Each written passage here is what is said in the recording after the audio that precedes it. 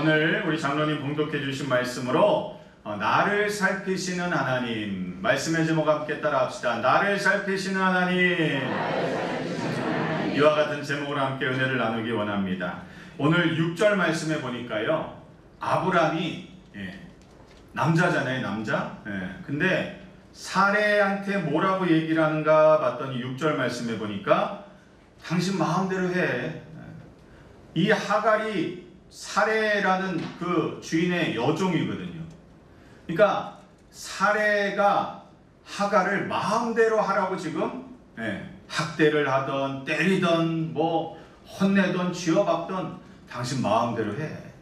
지금 아브라함이 6절 말씀에 사레한테 그렇게 얘기하고 있는 거예요. 그리고 6절 후반절에 보니까 뭐라고 나오냐면 사레가 하갈을 학대하였더니 라고 나오죠.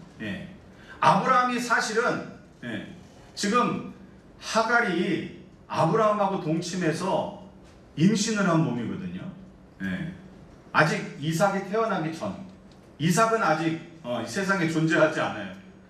하갈이 아브라함과 동침해서 임신을 했는데 그러면은 이 하갈 여종을 좀 지켜줘야죠. 막아줘야죠. 보호해줘야죠. 근데 사레한테 당신 마음대로 해. 죽이든지 살리든지 학대하든지 뭐하든지 마음대로 해. 그러다 보니까 사레가요, 자기는 아기를 못 갖는데 자기의 여종 하갈은 임신을 한 거예요. 남편의 씨를 가진 거예요. 그러니까 이 학대를 하기 시작합니다. 그랬더니 6절 마지막 절에 보니까 하갈이 사레 앞에서 어떻게 했어요? 도망쳤어요. 아이고 나 죽겠네. 아이고 나 죽겠네. 얼마나 사레가 학대를 했으면 하갈이 도망을 쳤을까. 여러분, 지금 하갈은 임신한 몸이라고 했잖아요. 광야로 도망을 쳤는데 광야에는 여러분 아시는 대로 먹을 게 아무것도 없어. 물도 없어. 그리고 밤에는 막 사나운 짐승들이 돌아다녀요. 그러니까 사실은 하갈이 어디 갈 데가 정해져 가지고 뭐 친정 엄마네 집으로 가야 되겠다, 언니네 집으로 가야 돼, 그런 게 아니야. 갈 데도 없이 정해진 곳도 없이 그냥 도망쳐 버린 거예요. 왜? 사레의 학대가 너무나 죽기보다도 힘들었기 때문에. 그래서 거의 자살 행위와 마찬가지로 광야로 그냥 냅다 도망쳐 버렸다는 거예요. 자, 그런데 여러분, 우리가 하나 생각해야 될 게, 하갈이라는 이 여종은요, 애굽 사람이거든요. 아브라함이 애굽을 지나올 때 그 종을 하나 이제 하갈이라는 그 종을 사레의 여종으로 준 거죠. 애굽 사람이었어요. 그런데 가만히 보니까 이 사레가 애굽 사람 하갈을 학대했잖아요. 그때 사용된 히브리어 단어가 아나라는 히브리어 단어인데, 이 아나라는 단어가 또 언제 쓰여졌느냐? 애굽에서 이스라엘 백성이 430년 동안 노예로 학대받았을 때, 그때 또 이 히브리어 단어 아나라는 단어가 쓰여졌다라는 거예요. 그러니까 사실은 애굽이 이스라엘을 노예로 학대하기 전에 누가 먼저 학대한 거예요? 사레가 먼저 학대한 거예요, 사실은. 사레가 애굽 사람 하갈을 학대하고 나중에 애굽이 이스라엘 백성을 노예로 부려먹으면서 학대를 했더라. 성경이 그렇게 반복적으로 나타나는 뜻입니다. 자, 이처럼 여러분, 우리 하나님이 7절 말씀에 보니까 광야로 도망쳐서 이제 죽을 날만을 기다리고 있는 이 하갈을 먼저 찾아가서 하나님이 만나 주신다는 것입니다. 이처럼 우리 하나님은요, 짓밟힌 자, 억압받는 자, 학대당하는 자들의 편이 되어주시는 분이 바로 우리 하나님이시다. 자, 사실은요, 오늘 여러분 세계 정세를 보시면 여러분 아시겠지만 이란 전쟁 때문에 우리가 너무나 많은 피해를 보고 있고요. 앞으로 이 전쟁이 계속되어지면 한 달, 두 달 사이로 우리의 실생활에 우리가 피부로 느끼던 이 물가가 천정부지로 올라갈 거예요. 왜? 석유가 공급되지 않으면, 원유가 공급되지 않으면 우리나라의 모든 전반적인 산업이 다 어려워지는 거예요. 다 스톱이 되는 거예요. 예, 아시잖아요, 여러분. 자, 그런데 사실은 이 하갈이 임신한 이스마엘이라는 그 아들이요, 아랍 계통의 조상이에요. 아랍이 사실은 이 이스마엘을 통해서 페르시아 제국이 만들어졌고, 그 페르시아가 지금 뭐가 된 거예요? 이란이 된 거예요. 그러니까 지금 이 4,000년이 넘게 계속해서 중동 지역에 이스라엘과 중동이 전쟁을 하고 사이가 안 좋아지고 원수가 되는 것이 바로 이 사레와 하갈이 두 여인의 그 다툼, 그 상처에서 비롯돼서 오늘날까지 그 모든 것들이 이어지고 있다. 자, 그렇다면 왜 하나님은 왜 이스마엘을 중동의 조상으로 만들어 주셨을까? 오늘 말씀에 보니까요, 8절 말씀에 보니까 10절 말씀입니다. 10절 말씀에 보니까 뭐라고 말씀하시냐? 야훼의 사자가 또 그에게 이르시되 내가 내 씨를 크게 번성하여 그 수가 많아 셀 수 없게 하리라. 이게 여러분 아브라함에게 주신 약속하고 똑같은 약속 아니에요? 네. 근데 이거를 지금 하갈이라는 여종에게 하나님이 약속을 주시는 거예요. 그래서 그 약속에 따라서 이스마엘이 나아지고 이스마엘을 통해서 중동의 여러 국가들이 만들어지게 됐다. 아랍 계통이 만들어지게 되었다. 그리고 이삭의 후손인 이스라엘과 이스마엘의 후손인 아랍과 계속해서 원수가 되고 전쟁이 이루어지는 그런 형국이 되었다라는 거예요. 그래서 저는 이런 생각을 해봤어요. 왜 하나님이 이스마엘을 왜 낳게 하셨지? 왜 하나님이 이스라엘을 그 씨가 셀 수 없이 많아지게 하셔서 4,000년이 넘은 지금 오늘날에도 지금 이란 전쟁 때문에 우리가 이렇게 피해를 당해야 되는 거지? 그런 생각도 해봤어요. 그런데 가만히 생각해 보니까 그 씨가 누구 씨예요? 아브라함의 씨인 거예요. 아브라함. 하나님이 아브라함에게 복을 주셨어, 안 주셨어? 주셨죠.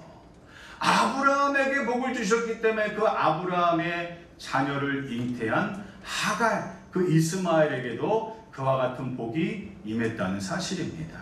이삭에게도 똑같이 임했고요. 아멘입니까? 자, 이처럼 여러분,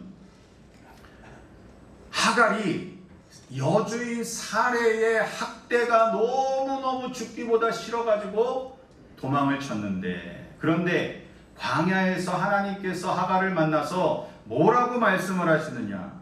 9절과 10절 말씀을 여러분 보시기 바랍니다. 야훼의 사자가 그에게 이르되 내 여주인에게로 돌아가서 그 수하에 복종하라. 여러분, 이 9절 말씀하고 10절 말씀은 한 번에 같이 읽어야 돼요. 9절 말씀만 읽으면 우리가 시험에 들 수가 있어요. 왜? 아니, 지금 하나님이 하갈이 학대가 무서워가지고 도망쳐 나왔는데 9절 말씀에 보니까 뭐라고 그래요? 다시 그 사례 밑으로 여주인에게로 돌아가라고 말씀하고 그 수하에 복종해라. 너 계속 학대받아라, 그 얘기를 하시는 거 아니에요. 야, 9절 말씀만 읽으면 아니 어떻게 하나님이 이러실 수가 있지? 그런데 10절 말씀을 같이 읽으니까 이야기가 완전히 달라진다. 10절 말씀에 아까 우리가 읽은 대로 내가 내 씨를 크게 번성하여 그 수가 많아 셀 수 없게 하리라. 아멘. 자, 이 말씀을 듣고요, 하갈이 사레에게로 돌아갔습니다. 그런데 여러분, 우리가 여기서 하나 깊이 깨닫고 가야 될 게 있는데요. 저도 그런 경험이 있고 아마 우리 성도님들도 많은 경험이 있을 거예요. 우리가 문제가 있어서 기도원에 올라갑니다. 금식하고 부르짖어서 막 3일 금식, 7일 금식, 뭐 21일 금식 그렇게 하고 부르짖고 응답을 받고 내려옵니다. 또 제가 중고등부 때 또 청년부 때 수련회가 있어요. 수련회에 가서 막 강사 목사님들의 말씀을 듣고 성령 대망의 시간에 막 기도하고 성령을 받고 불을 받고 와, 하나님의 은혜가 너무 감사하다 그러고 이제 수련회를 마치고 내려와요. 기도원에 가서 금식하고 은혜 받고 내려와요. 그때 여러분 우리에게 어떤 마음이 있느냐? 은혜를 받았으니까, 하나님을 만났으니까, 내가 내 삶의 자리로 돌아오면 문제가 해결돼 있을 줄로 아는 거예요. 기도원에 올라갔어요. 시어머니 때문에 아주 그냥 미쳐버리겠어. 아주 그냥 시어머니 문제를 놓고 막 금식하고 기도해서 은혜를 받고 내려왔어. 야, 하나님 나를 만나주셨네. 내려가면 시어머니가 변해 있겠지. 천사가 돼 있겠지. 웬걸. 기도원에 은혜 받고 내려와서 집에 들어왔더니 그 시어머니는 하나도 변화된 게 없는 거예요. 은혜는 받았는데 아무것도 변화가 없는 거예요. 청년부에 가서 수련회 가서 은혜 받고 야, 하나님 만났습니다. 은혜 받았습니다 하고 돌아왔는데 버스를 타고서 막 부푼 마음을 기대감을 갖고 왔는데 집에 문을 탁 열고 들어오니까 아버지는 술 취해 계시고 어머니는 울고 계시고 오빠는 새벽에 들어오고 이 가정의 문제가 하나도 해결이 안 되고 하나도 변화된 게 없었다라는 것입니다. 거기에 여러분 우리가 상처를 받아요. 아니 하나님 은혜를 받았는데, 아니 하나님 만나고 왔는데 왜 환경이 하나도 변하지 않은 거야? 왜 내 문제가 하나도 해결되지 않은 거야? 라면서 하나님의 은혜의 자리를, 신앙의 자리를 떠나시는 분들을 제가 여러 사람을 목격했습니다. 여러분 우리가 기억해야 될 것은요 뭐냐? 하나님의 은혜는요 우리의 환경을 변화시켜 주시는 것이 아니다라는 것입니다. 그건 우리의 잘못된 오해예요. 잘못된 착각이에요. 내가 기도원 가서 금식하고 은혜 받고 성령 받았다고 내 삶의 문제가, 시어머니와의 관계가, 사업의 문제가, 건강의 문제가 바로 하루아침에 드라마틱하게 변화되지 않는다라는 것입니다. 오늘 말씀을 여러분 보세요. 하갈이 사레의 학대를 피해서 죽기보다 싫어서 광야로 도망쳤잖아요. 그런데 하나님이 그곳에서 하갈을 만나서 다시 내 여주인에게 돌아가서 그 수하에 복종해라. 내가 내 씨를 셀 수 없이 많게 너를 민족의 어머니로 만들어 주리라. 그 은혜를 받고 하나님을 만나고 다시 사레의 집으로 돌아갔는데 여러분 사레가 변했어요, 안 변했어요? 하나도 안 변했어요. 계속 그냥 쥐어받고 계속 잔소리하고 계속 사람을 무시하고 인격적으로 모독하는 사레의 모습은 하나도 변하지 않았다. 그런데 누가 변했어요? 하갈이 변했어요. 하갈이 변했어요. 뭐가 변했습니까? 도망가기 전에는 나는 피해자였어요. 나는 학대받는 불쌍한 사람이었어요. 그런데 광야에서 하나님을 만나고 다시 사레의 집으로 돌아왔을 때 하갈이 변했는데요. 어떻게 변화됐느냐? 나는 피해자가 아니고 이제 민족의 어머니가 되는 거예요. 나는 이제 더 이상 학대받는 사람이 아니고 이제 하나님의 비전을 품는 사람으로 변화된 줄로 믿으시기를 축원합니다. 그래서 여러분 하나님의 은혜라는 것은요 우리가 처해 있는, 우리가 놓여져 있는 환경을 바꿔주시는 것이 하나님의 은혜가 아니고요, 나를 변화시켜서 나를 바꿔주셔서 내가 속해 있는 환경은 아무것도 달라진 것이 없을지라도 나를 그 환경에서 버텨내게 하시고 견디게 하시는 하나님의 은혜를 부어주시는 것임을 여러분 깨닫게 되시기를 주님의 이름으로 축원을 드립니다. 그게 바로 은혜라는 거예요. 하나님의 은혜를 여러분은 다 받아 누리시기를 바랍니다. 그러나 오해하지 마세요. 하나님의 은혜를 받고 하나님을 만났다고 해서 내 문제가 다 변화되었을 것이다, 해결되었을 것이다, 그런 오해는 하지 않기를 바랍니다. 변하지 않을지라도, 하나도 달라진 것 없을지라도 내 자신이 하나님의 은혜를 받고 하나님의 비전을 받아서 내가 변화된 거예요. 내가 달라진 거예요. 내가 환경을 바라보는 눈이 달라진 줄로 믿으시기를 축원합니다. 그러면 우리는 이길 수 있어요. 그러면 우리는 견딜 수 있어요.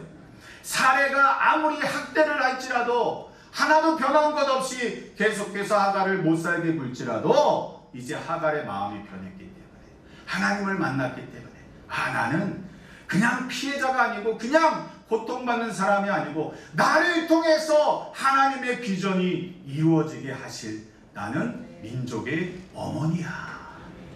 아멘입니까? 그래서 하나도 변하지 않은 그 사레의 집에서 하갈이 견디게 된 줄로 믿으시기를 축원을 드립니다. 여러분, 이처럼 비전이라는 것은요, 현실 도피가 아니에요. 비전이라는 것은요, 이런 것입니다. 같은 병실에 똑같이 누워있는 환자일지라도 어떤 환자는 이렇게 생각하는 거예요. 하나님께서 이 병을 통해서, 나를 통해서 하나님의 영광을 받으시기를 원하신다. 그것이 비전인 줄로 믿습니다. 사업이 어렵습니다. 사업이 어려울지라도 이렇게 생각하는 거예요. 하나님의 비전을 받은 나는 하나님이 반드시 나를 통하여서 놀라운 은혜를 부어주실 것을 나는 바라봅니다. 아멘입니까? 아무리 어려운 문제일지라도, 가정이 깨어질 위기에 처해 있을지라도 하나님께서 이 문제를 해결해 주실 것이고, 하나님께서 이 문제를 통하여서 오직 하나님만 높임을 받으실 줄로 믿습니다. 그 비전을 받으시고 살아가게 되시기를 예수님의 이름으로 축원을 드립니다. 자, 13절 말씀해 보니까요, 하갈이 자기에게 이르신 야훼의 이름을 나를 살피시는 하나님이라 하였으니 이는 내가 어떻게 여기서 나를 살피시는 하나님을 배웠는고 함이라. 자, 오늘 말씀의 제목, 나를 살피시는 하나님이 바로 13절 말씀에 나오고 있습니다. 자, 엘로이라고 해요. 엘로이, 나를 보시는 하나님, 나를 살피시는 하나님. 여러분, 이 하갈이요, 나를 살피시는 하나님을 어디서 만났어요? 아브라함의 집에서 만난 게 아니에요. 어디서? 광야에서 도망쳤을 때, 이제 차라리 하나님 나 죽는 게 더 나을 것 같아요. 사례의 그 학대는 도저히 못 견디겠어요 라고 광야로 도망쳤을 때, 그곳에서 여러분 하나님, 나를 살피시는 하나님을 만난 줄로 믿으시기를 바랍니다. 여러분, 오늘 여러분에게 어떤 문제가 있습니까? 우리의 삶 속에도 여러분 도망치고 싶은 현실이 우리에게도 있을 때가 있어요. 도저히 내 힘으로 감당할 수 없는 문제가 찾아올 때 우리도 도망치고 싶어요. 차라리 도망쳤으면 좋겠다. 차라리 아무도 없는 곳에 그냥 숨어버렸으면 좋겠다. 여러분, 그때가 바로 나를 살피시는 하나님을 만날 수 있는 기회가 된다는 사실을 잊지 않으시기를 축원합니다. 하갈이 아브라함의 집에서 하나님을 만난 게 아니라니까요. 광야에 가서 차라리 하나님 나 죽는 게 나을 것 같아요. 모든 것을 내려놓고 포기했을 때, 그때 우리 하나님이 먼저 하갈을 찾아오신 줄로 믿습니다. 오늘 여러분의 삶 속에 어떤 도망치고 싶은 삶의 현실이 있을지 모르지요. 그 현실을 하나님 앞에 다 올려놓게 되시기를 주님의 이름으로 축원을 드립니다. 여러분, 그리고 먼저 와서 기다리고 계시는 하나님을 만나게 되시기를 예수님의 이름으로 축원을 드립니다. 하나님은요, 우리에게 고통 너머의 비전을 주십니다. 보게 하십니다. 그리고 그 비전의 힘으로 오늘 이 힘든 현실을 감당하게 하시는 줄로 믿습니다. 바로 하갈에게 하셨던 것처럼 사례가 아무런 변화가 없을지라도 민족의 어머니라는 정체성을, 비전을 주셔서 다시 그 집으로 돌아가게 하신 우리 하나님께서 저와 여러분의 삶 속에 어떠한 환경의 문제가 있을지라도, 도망치고 싶은 현실이 있을지라도 하나님은 저와 여러분을 만나주시고 우리에게 새로운 비전을 주시는 분이십니다. 그 비전을 붙잡으시기를 바랍니다. 그 비전을 붙잡고 아무런 변화가 없는 현실일지라도 여러분 그 비전으로 승리하게 되시길 바랍니다. 하나님이 여러분과 함께 하십니다. 하나님이 여러분을 지켜주십니다.